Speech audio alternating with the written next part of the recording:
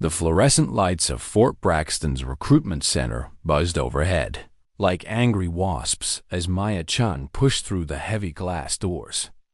The smell of industrial coffee and testosterone hit her immediately.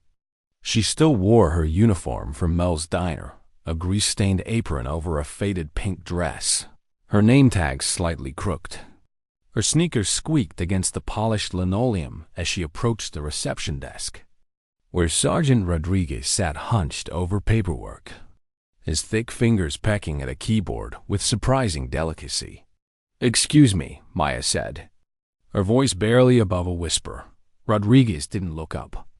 "Recruitment office is closed for lunch. Come back at 1400 hours. It's 2:15.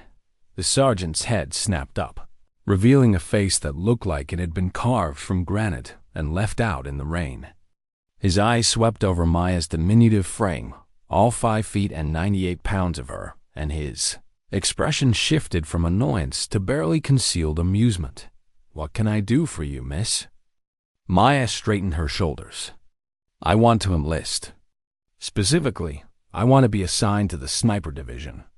The room, which had been filled with the low murmur of conversation between a dozen potential recruits, fell completely silent. Then, like a dam bursting, the laughter began. It started with a snicker from somewhere in the back, then spread like wildfire. Tank Morrison, a 6'4" mountain of muscle from Alabama, slapped his knee so hard it sounded like a gunshot. "Did she just say sniper?" He wheezed between guffaws. "Honey, you look like a strong wind could blow you to the next county." Maya's jaw tightened, but she kept her voice level. "I'm serious." "Oh, she's serious," Tank announced to the room, which only made the laughter louder. "Guys, we got ourselves a real-life G.I. Jane over here." Rodriguez leaned back in his chair, which creaked ominously under his weight. "Miss, with all due respect, do you have any idea what being a sniper entails? We're talking about carrying 60 pounds of equipment through hostile terrain, making shots at distances most people can't even see." "And I know what it entails," Maya interrupted, reaching into her purse. She pulled out a crumpled newspaper clipping and placed it on the desk. "Tri-County Shooting Championship. Last month." Rodriguez picked up the clipping, his eyebrows rising as he read. 50 consecutive bullseyes at 300 yards. He looked up at Maya with newfound interest. "This you?" "That's me." Tank lumbered over, his boots thundering against the floor. He snatched the clipping from Rodriguez's hands, squinting at the small print. "Well, I'll be damned. Little Annie Oakley here can hit a paper target." He looked down at Maya with mock admiration. "Tell me, sweetheart, did any of those targets shoot back?" The room erupted again. Maya felt heat rising in her cheeks, but she forced herself to remain calm. She dealt with worse than this. Much worse. "Tin cans and paper don't move," called out another recruit, a lanky kid from Boston with arms like pipe cleaners. "They don't have friends with AK-47s trying to put holes in you while you're lining up your shot, and they sure as hell don't require you to belly crawl through mud for 6 hours just to get into position," added Tank. "You ever been camping, princess? Because that's what we're talking about here, except with people trying to kill you." Maya reached into her purse again and pulled out a second newspaper clipping. This one was older, more yellowed. "State Championship. 3 years ago. 500 yards, moving targets, wing conditions." Rodriguez examined this one more carefully. "First place, He looked up at Maya with something that might have been respect. "That's actually pretty impressive. For a civilian," Tank added quickly. "But this ain't the county fair, darling.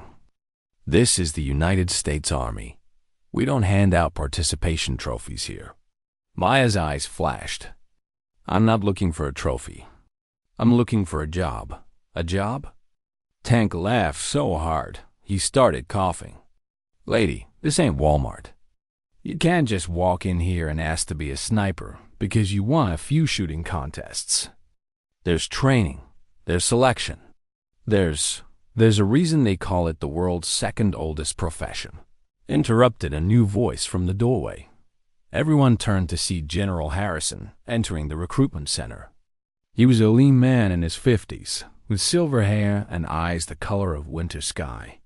His uniform was immaculate, his bearing ramrod straight. The room immediately snapped to attention, everyone except Maya, who remained standing exactly as she had been. At ease, Harrison said, but his eyes never left Maya's face. He approached slowly, like a man walking through a minefield. "Sergeant Rodriguez, what seems to be the situation here?" "Sir, this young lady is interested in enlisting. She's requesting assignment to sniper school." Harrison nodded, still staring at Maya.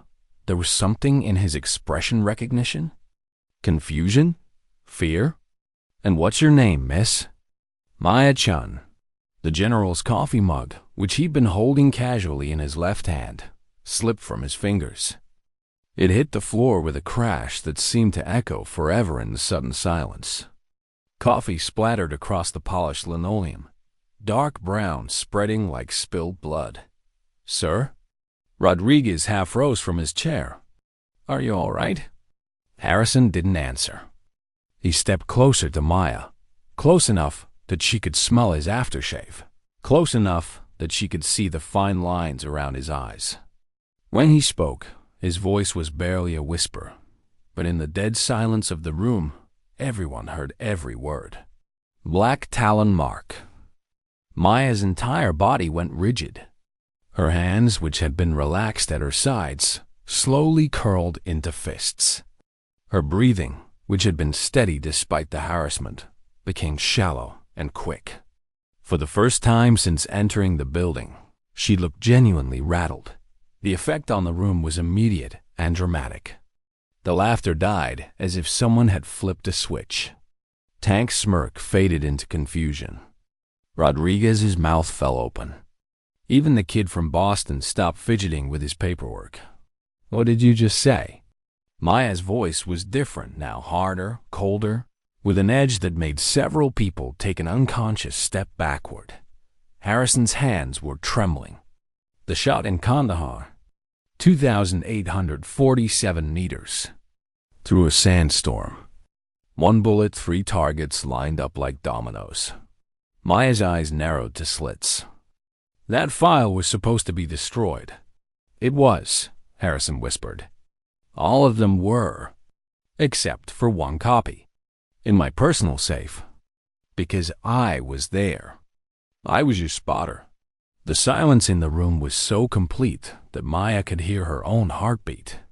Tank looked from Maya to the general and back again, his face a mask of confusion. "What the hell is Black Talon mark?" Harrison turned to face the room, his face pale but his voice steady. Black Talon mark was a classified designation. The most elite sniper designation in military history. He paused, looking back at Maya, who stood frozen like a statue. 847 confirmed kills across 3 continents. Never missed a target. Never left a trace. Disappeared 5 years ago after single-handedly eliminating an entire terrorist cell with 6 shots in 12 seconds. Tank's jaw dropped. "You're telling me that this little woman," Harrison interrupted, "is the deadliest sniper who ever lived." The silence that followed General Harrison's revelation was so profound that Maya could hear the hum of the air conditioning system, the distant sound of traffic outside, and the rapid breathing of Tank Morrison as he tried to process what he'd just heard. The fluorescent lights seemed to buzz louder, casting harsh shadows across faces frozen in disbelief. Maya's mind raced through a dozen different scenarios. She could deny everything, claim the general was mistaken, play the confused waitress who had no idea what he was talking about. She could run, she was fast, and in the confusion, she might make it to her car before anyone could stop her. Or she could do what every instinct screamed at her not to do. Tell the truth. "Sir," Rodriguez finally managed. his voice cracking slightly. Are you saying that this woman, this waitress, is some kind of legendary assassin? Harrison never took his eyes off Maya. I'm an assassin, Sergeant. A soldier. The best soldier I've ever had the privilege to serve with. His voice carried a mixture of awe and something that sounded almost like fear. Maya-chan. Though that wasn't the name on your file back then, was it? Maya's jaw tightened. Names are just words, General. You of all people should know that. Tank took a step forward, his earlier mockery replaced by something approaching respect, though confusion still dominated his features. Hold up. You telling me that little bit of nothing over there has killed almost 900 people? 847 confirmed, Harrison corrected automatically, though the actual number was probably higher. Black Talon operations were so classified that even I didn't know about all of them. Maya finally moved, turning to face Tank directly. When she spoke, her voice carried a quiet authority that made the massive man instinctively step back. Those weren't people, soldier. They were targets. Terrorists, war criminals, human traffickers. People who hurt innocent civilians and thought they were untouchable. But you're so... Tank gestured helplessly at her small frame. Small? Maya's lips curved in what might have been a smile, but there was no warmth in it. You think size matters when you're lying on a rooftop a mile away from your target. You think muscles help when you're calculating wind speed, humidity, and the Coriolis effect in your head while someone's trying to put a bullet through your skull. Rodriguez leaned forward, his earlier dismissiveness completely gone. The Kandahar shot? I remember hearing rumors about that. They said it was impossible. 3 high-value targets taken out simultaneously from nearly 3 kilometers away in the middle of a sandstorm. Harrison nodded slowly. I was spotting for her that day. Visibility was maybe 50 meters. The wind was gusting at 40 miles per hour, changing direction every few seconds. Any sane person would have called off the mission. He looked at Maya with something approaching reverence. She made the shot anyway. How? The question came from the kid from Boston, who had been silent until now. I mean, how is that even physically possible? Maya was quiet for a long moment, her eyes distant as if she were seeing something the rest of them couldn't. You learn to feel the wind instead of fighting it. You become part of the environment instead of separate from it. And you accept that sometimes the impossible shot is the only shot that matters. Tank shook his head slowly. But why? Why give all that up to sling hash in some nowhere diner? For the first time since Harrison had spoken her code name, Maya's composure cracked slightly. Her hands, which had been steady as stone, trembled almost imperceptibly. Because I got pregnant. The words hung in the air like a physical presence. Harrison's face softened with understanding, while the recruits looked even more confused. I found out I was carrying a baby girl, Maya continued, her voice barely above a whisper. I realized that I couldn't keep taking lives when I was about to bring one into the world. So I disappeared, created a new identity, found a quiet place to raise my daughter away from all the violence and death. Rodriguez leaned back in his chair, which creaked ominously. So what changed? Why are you here now, asking to enlist? Maya reached into her purse with movements so controlled, they seemed almost mechanical. She pulled out a photograph and placed it on the desk. Even from several feet away, the recruits could see it showed a young girl, maybe 5 years old, with Maya's dark eyes and a gap-toothed smile. Her name is Lily, Maya said, her voice steady again but carrying an undercurrent of barely controlled rage. Yesterday, someone took her from her school. Harrison stepped closer to examine the photograph. Kidnapped? More than that. Maya pulled out her phone and showed them a text message. The screen displayed a photo of a little girl tied to a chair in what looked like an abandoned warehouse, tears streaming down her face. Below the image was a message. We know who you are. Black Talon. Kill Secretary of Defense Morrison at tomorrow's press conference, or your daughter dies. You have 18 hours. Tank's face went white. Secretary Morrison? That's my uncle.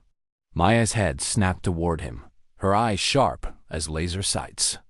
Your uncle? Yeah, wait. Tank's expression shifted from confusion to dawning horror. You're not actually going to... No, Maya said firmly. I'm not going to kill your uncle. I'm going to kill the people who took my daughter. Harrison studied the message more carefully. Maya, this could be a trap. If someone knows your real identity, they might be trying to draw you out into the open. Of course, it's a trap, Maya replied. But they made one critical mistake, which is... Maya's smile was cold enough to freeze blood. They think I'm still the same person who disappeared 5 years ago. They think becoming a mother made me soft, made me weak. She picked up the photograph of her daughter, her fingers tracing the little girl's face with infinite tenderness. They have no idea what a mother is capable of when someone threatens her child. Rodriguez cleared his throat nervously. Ma'am, with all due respect, shouldn't you contact the FBI? Or the CIA? This seems like something for the professionals to handle. Maya looked at him with something that might have been pity. Sergeant, I am the professional. The FBI's best hostage rescue team has a success rate of about 60%. The CIA's tactical units do slightly better at 70%. You know what my success rate was? She paused, letting the question hang in the air. 100%. In 5 years of active duty, I never failed a mission. I never lost a target. And I never, ever let innocent people die on my watch. Harrison stepped forward, his expression grave. Maya, even if you could locate them, you can't do this alone. You'll need support, intelligence, equipment, which is why I'm here.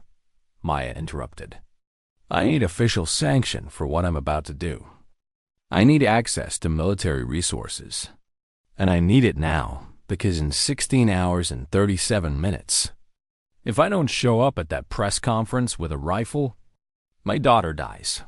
Tank looked from Maya to his commanding officer, his earlier arrogance completely gone. General, what do we do?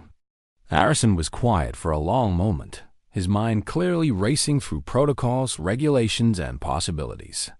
Finally, he looked up at Maya with the expression of a man who had just made a decision that would either save lives or end his career. We give Black Talon whatever she needs. General Harrison's declaration hung in the air like smoke from a discharged weapon. The recruitment center, which moments before had been filled with nervous energy and confusion, now felt like the eye of a hurricane deceptively calm, but with devastating forces swirling just beneath the surface. Sir, Rodriguez said carefully, his voice barely above a whisper, are you sure about this? I mean, officially sanctioning a civilian operation. She's not a civilian. Sergeant, Harrison interrupted, his tone brooking no argument. Black Talon was never officially discharged. Technically, she's been on extended leave for the past 5 years. Maya raised an eyebrow. Extended leave? Is that what you called it in the files? It's what I called it in the one file that matters, Harrison replied. The one in my personal safe? The one that kept your benefits active, your security clearance current, and your service record intact. He paused, studying her face. Did you really think I'd let the military's greatest asset just disappear without a trace? Tank, who had been standing frozen since learning his uncle was the intended target, finally found his voice. General, I need to call Uncle Robert. Warn him about the threat. Absolutely not, Maya said sharply, causing Tank to flinch. The moment you make that call, whoever has my daughter will know their plan has been compromised. They'll either move her to a new location or...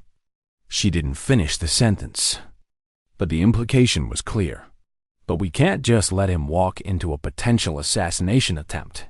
Tank protested. Don Harrison held up a hand for silence. Maya's right. Any deviation from their expected timeline could endanger the hostage. We need to think this through strategically. He turned to Maya. What do you need? Maya was already moving, her earlier hesitation replaced by the focused intensity of a predator preparing to hunt.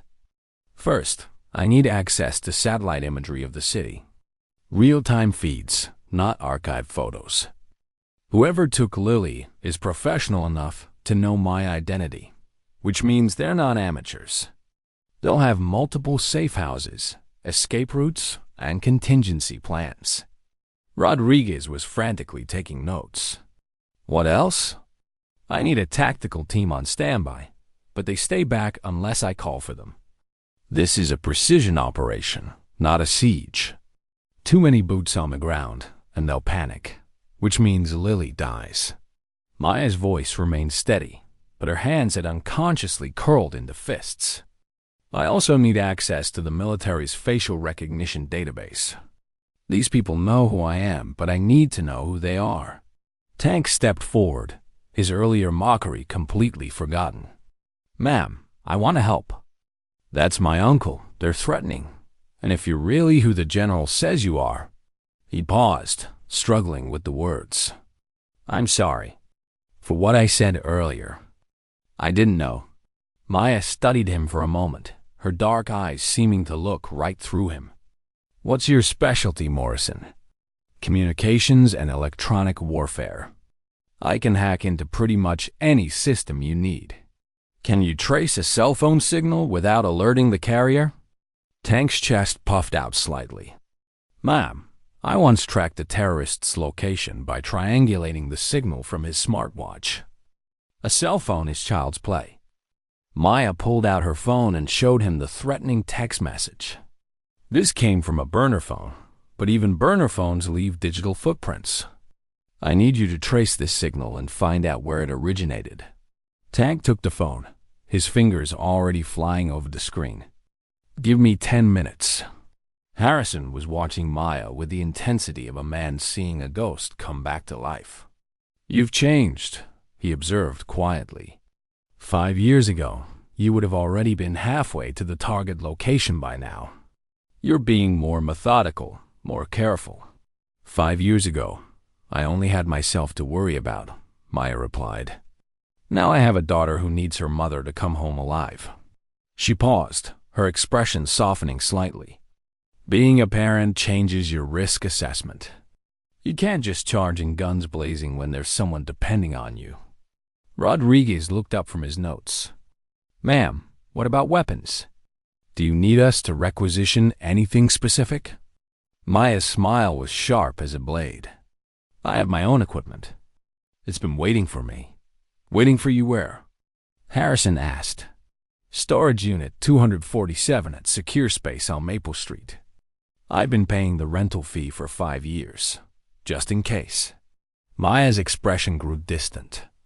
I told myself I'd never need it again, that I was done with that life. But you never really leave the service, do you, General? The service just waits for you to come back. Tank looked up from Maya's phone, his face pale. Ma'am, I've got something. The signal originated from a cell tower downtown, but it bounced through 3 different relay stations before reaching you. Whoever sent this knows how to cover their tracks. But you can narrow it down. I can get you within a 6-block radius. Maybe smaller if you give me more time. Maya shook her head. We don't have more time. 6 blocks is good enough to start with.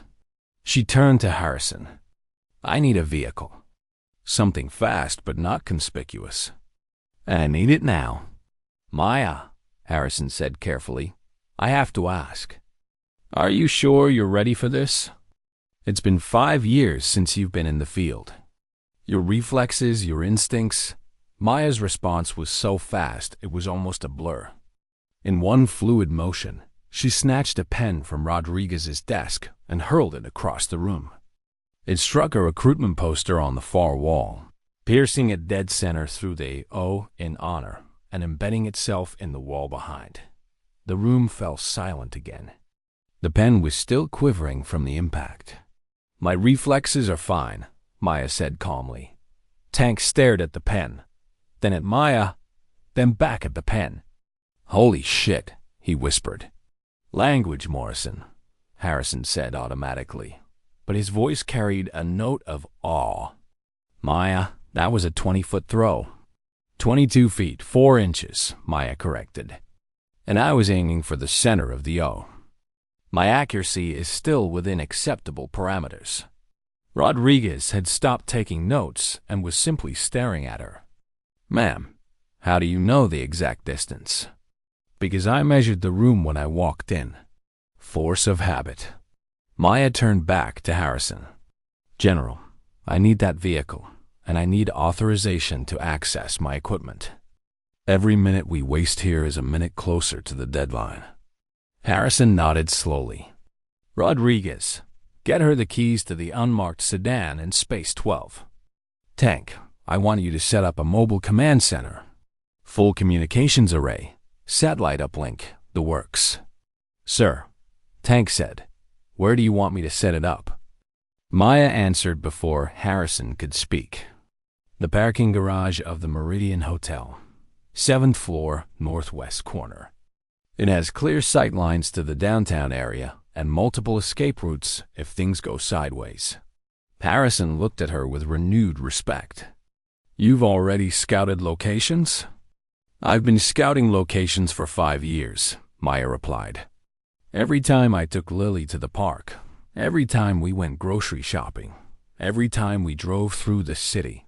You can take the sniper out of the field, General, but you can't take the field awareness out of the sniper.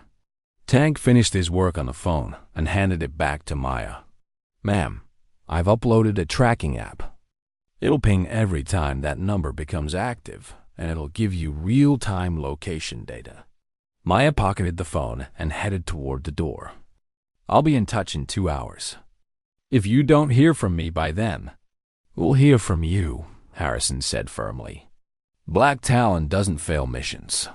Maya paused at the door, her hand on the handle.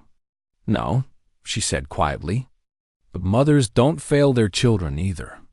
And right now, I'm both. The storage unit door rolled up with a metallic screech that seemed to echo through Maya's bones. Inside, covered by a military-grade tarp, sat her past life waiting patiently in the darkness.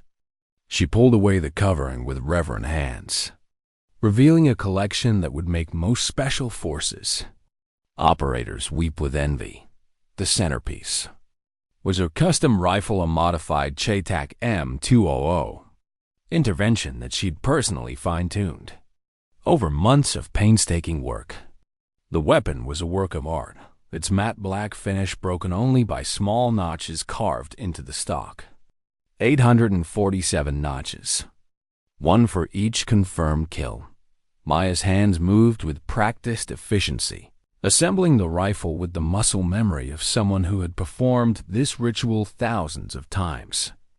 The Scopa, Schmidt & Bender, with custom modifications, clicked into place with a satisfying snap. She ran her fingers along the barrel, checking for any signs of corrosion or damage. 5 years in storage, but the weapon was perfect. She'd expected nothing less. Her phone buzzed. A text from Tank. Command center operational. Satellite feeds active. Your daughter's signal just pinged downtown warehouse district, moving east. Maya's jaw tightened. They were moving Lily. That meant either they suspected something, or they were preparing for the final phase of their plan. Either way, time was running shorter. She strapped on her tactical vest, the familiar weight settling across her shoulders like an old friend's embrace. Ammunition, rangefinder, emergency medical kit, communications gear, everything in its designated place. Her movements were economical, precise. Wasted motion eliminated through years of training and experience. Another buzz from her phone. This time, it was a photo message from an unknown number. Lily, still tied to the chair, but now with a newspaper visible in the frame. Today's paper. Proof of life, but also a message. We're still in control. Maya studied the photo with the analytical eye of a professional. The lighting suggested they were in a basement or underground facility. The concrete walls showed water stains, indicating they were near the river district. The newspaper was positioned deliberately. Whoever took this photo wanted her to see the headline about Secretary Morrison's upcoming press conference. She climbed into the unmarked sedan Harrison had provided, a nondescript gray vehicle that could blend into any urban environment. As she drove toward downtown, her mind shifted into the cold, calculating mode that had made her legendary. Emotions were compartmentalized, filed away where they couldn't interfere with the mission. Lily wasn't her daughter right now. She was an asset to be recovered. The kidnappers weren't monsters who had terrorized a child. They were targets to be eliminated. The transformation was complete by the time she reached the Meridian Hotel parking garage. Maya-chan, the waitress, Maya-chan, the mother, had been locked away. Black Talon was back. Tank had done excellent work with the mobile command center. The van looked like any other service vehicle, but inside, it was packed with enough electronic equipment to run a small war. Satellite feeds showed real-time imagery of the entire downtown area, while multiple screens displayed traffic patterns, police communications, and cell tower data. "Status report," Maya said as she entered the van. Tank looked up from his monitors, his earlier cockiness replaced by professional focus. "Your daughter's phone signal has been stationary for the past 20 minutes. Warehouse complex on Pier 47, specifically the old Consolidated Shipping Building. It's been abandoned for 3 years, perfect for this kind of operation." Maya studied the satellite imagery on the main screen. The building was a massive concrete structure, 5 stories tall with minimal windows. Multiple access points, but also multiple potential escape routes for the kidnappers. Security cameras? Disabled 3 days ago, according to city records. But I've managed to tap into traffic cameras in the surrounding area. Stank pulled up additional feeds showing the streets around the warehouse. I count at least 6 vehicles that have been in the area longer than normal. Probably their surveillance team. What about building schematics? Rodriguez, who had arrived with additional equipment, spread blueprints across a folding table. Built in 1987, originally designed for container storage. 5 floors, but the interior has been gutted. Mostly open space with some support columns. The basement level has a series of smaller rooms that were used for offices.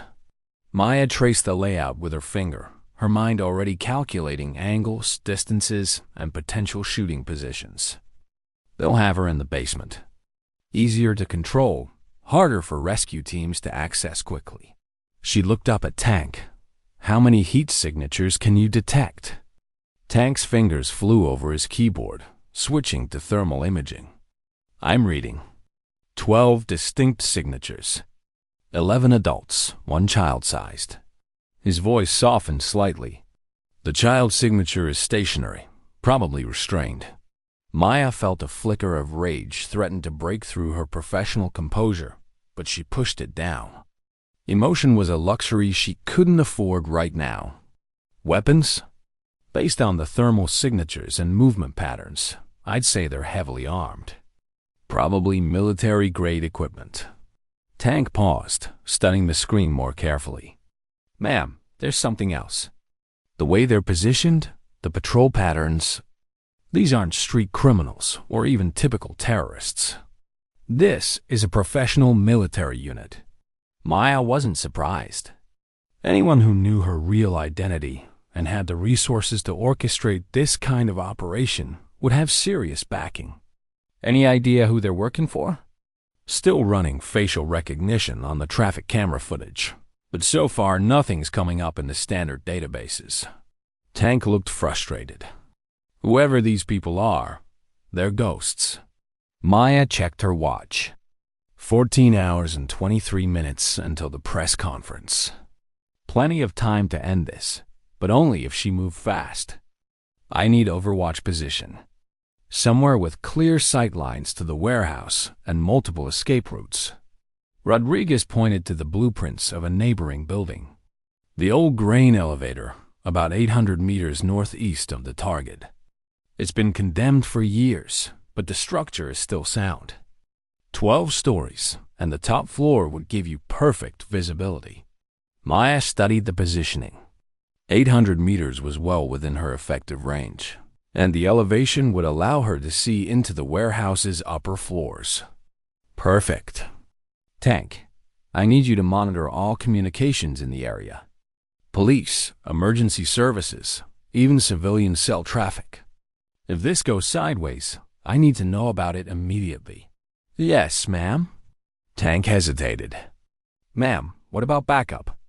Shouldn't we have a tactical team standing by? Maya was already heading for the van's exit. The moment a tactical team moves into position, they'll know something's wrong. This has to be surgical, one shot, one kill, then extraction before they can react. But there are 11 of them, Rodriguez protested. Even if you're as good as the general says, those aren't good odds. Maya paused at the door, her hand on the handle. When she turned back, her smile was cold as winter moonlight. Sergeant, you're thinking like a conventional soldier. You're thinking about a fair fight.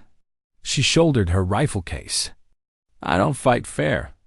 I fight to win. 20 minutes later, Maya was climbing the rusted fire escape of the grain elevator, her equipment secured in a tactical pack. The building groaned and swayed slightly in the wind, but the structure held. By the time she reached the top floor, the sun was beginning to set, painting the sky in shades of orange and red. She set up her rifle with practiced efficiency, the bipod legs extending to provide a stable shooting platform. Through her scope, the warehouse came into sharp focus. She could see movement in the upper windows, guards rotating on patrol, just as Tank had predicted. Maya's breathing slowed to the rhythm she'd learned years ago. Her heartbeat became steady, controlled. She was no longer Maya Chun, worried mother and small-town waitress. She was Black Talon, and the hunt had begun. Her radio crackled softly. Black Talon, this is command. Target building is active. Multiple heat signatures confirmed. You are cleared to engage. Maya's finger found the trigger. Copy, command. Beginning reconnaissance. Black Talon is in position. The game had begun, and this time it was personal.